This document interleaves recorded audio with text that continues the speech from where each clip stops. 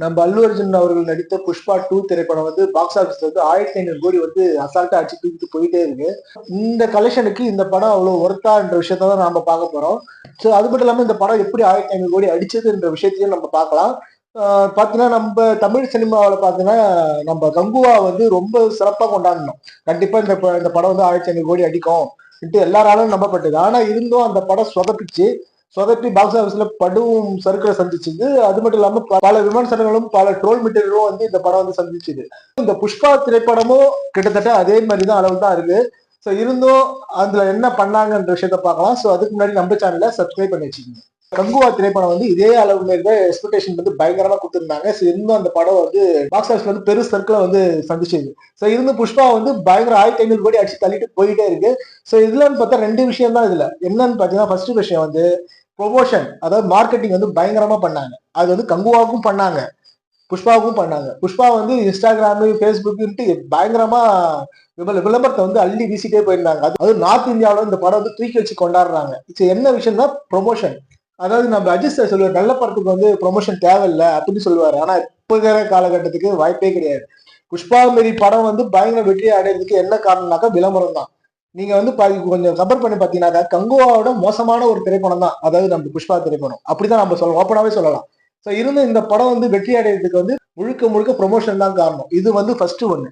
என்னடா இது இதேதான் கங்குவாவிலையும் பண்ணாங்க, ஆனா கங்குவா மட்டும் ஏன் பிளாப் ஆயிடுச்சுன்னு பாத்தீங்கன்னா, ரெண்டாவது விஷயம் வந்து இதுக்கு செட் ஆச்சு, இது செட் ஆகல. அது என்ன விஷயம்னாக்கா, இது வந்து தமிழ் படம். தமிழ் படத்துல வந்து தமிழ் ஆடியன்ஸ் வந்து இந்த படத்தை வந்து பயங்கரமா ட்ரோல் மெட்டீரியலாவே ஆக்கிட்டாங்க.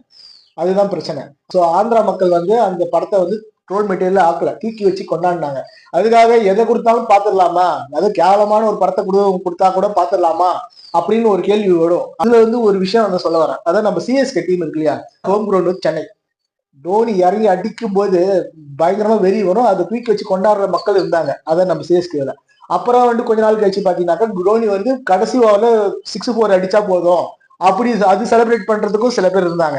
இப்படி போயிட்டு கடைசியா வந்து பாத்தீங்கன்னா டோனி வந்து ரிச்சில இறங்கினா போதும், பார்த்தாலே போதும், நாங்க வந்து கொண்டாடுவோம் அப்படின்ற மனநிலைமை வந்து சிஎஸ்கே ரசிகர்களுக்கு இருக்கு. அதே மாதிரிதான் தமிழ் சினிமாவை வந்து ட்ரோல், அதாவது விமர்சிக்கலாம், ஆனா வன்மத்தை வச்சு விமர்சிக்கிறது தான் தப்பு. அதாவது இந்த படம் எடுத்திருக்காங்க, இந்த படம் நல்லா இருக்கு நல்லா இல்ல, சப்போஸ் ஒரே வார்த்தையை முடிச்சுட்டு போயிடலாம், சர்டிபிகேஷன் ஆகுதா சர்டிபிகேஷன் ஆகுது. ஆனா அது உள்ளார நோண்டி என்னென்ன தப்பு பண்றாங்க, இது தப்பு அது தப்பு நோண்டி நோண்டி நோண்டி நோண்டி பார்க்கும்போது ஹோம் கிரவுண்ட்லயே இவ்வளவு அடி விழுது. ஸோ மற்ற கிரவுண்ட்ல எப்படி அடி வரும், அதாவது கோலிவுட்லயே இவ்வளவு அடி விழுது. ஸோ மற்ற இடத்துல இந்த படத்தை ரிலீஸ் பண்ணும்போது என்ன ஒரு மனநிலைமை இருக்கும் பாருங்க. ஸோ சொந்த இதுலயே ஓடல, மற்ற மொழியில எப்படி இந்த படம் ஓடும், அந்த ஒரு விஷயம் தான். இந்த ரெண்டு விஷயம், அதாவது ஃபர்ஸ்ட் சொன்ன மாதிரி மார்க்கெட்டிங், அது மட்டும் இல்லாம ஹோம் கிரவுண்ட்ல அதுக்கான ரெஸ்பான்ஸ். ஸோ இந்த ரெண்டு விஷயமும் சிங்க் ஆனா மட்டும்தான் ஒரு படத்தோட வெற்றிக்கு வந்து காரணமாக அமையும். அது 1500 கோடியா ஆகட்டும், 1000 கோடியா ஆகட்டும், அடிச்சு தள்ளிட்டு போயிட்டே இருக்கலாம். ஸோ இந்த விஷயம் வந்து கங்குவாவுக்கு அமையல. ஸோ இது வந்து புஷ்பாவுக்கு அமைஞ்சுது. அதுதான் இந்த ரீசன். ஸோ இப்படி மட்டம் தட்டி தமிழ் சினிமாவை நம்ம வந்து தாழ்த்திக்கிறோம். மற்ற மொழி படங்கள்லாம் வந்து இங்க கொடி கட்டி பறக்குது. அதாவது அது மட்டும் இல்லாம தமிழ் சினிமா தான் காரணம், தமிழ் சினிமால அதாவது எல்லாம் கரெக்டா இருக்கான்றது பார்த்தா அப்படி கிடையாது. அதாவது மற்ற மொழியில வந்து தமிழ் உச்சரிப்பும் சரி, தமிழ் டைலாக்ஸ் எல்லாம் சும்மா பவர்ஃபுல்லா கொடுத்து எடுத்திருக்காங்க. ஸோ இங்க தமிழ் சினிமாவிலே படத்தை எடுத்துட்டு அது சரியா டைலாக்கும் சரியா கொடுக்க மாட்டாங்க, தமிழ் உச்சரிப்பும் சரியா வரமாட்டேது. ஸோ இது மாதிரி பிரச்சனைகளும் இங்க இருக்குது. அது மட்டும் இல்லாம இன்னொன்று படம் பாத்தீங்கன்னாக்கா, இந்த ஜாதி பெருசா அந்த ஜாதி பெருசா அப்படின்ட்டு ஒரு குரூப் அலையுது. இன்னொன்று பக்கம் பாத்தீங்கன்னாக்கா, இந்த நடிகர் பெருசா அந்த நடிகர் பெருசான்ட்டு அப்படி ஒரு குரூப் நடக்குது. ஸோ அப்படிலாம் மீறி ஒரு படம் வந்து நல்ல படம் வந்துச்சுனாக்கா அது பேன் இந்தியா மூவியா எடுக்க மாட்டாங்க. உதாரணத்துக்கு வந்து லப்பர் பந்து, வாழை, அந்த படம்லாம் சொல்லலாம்.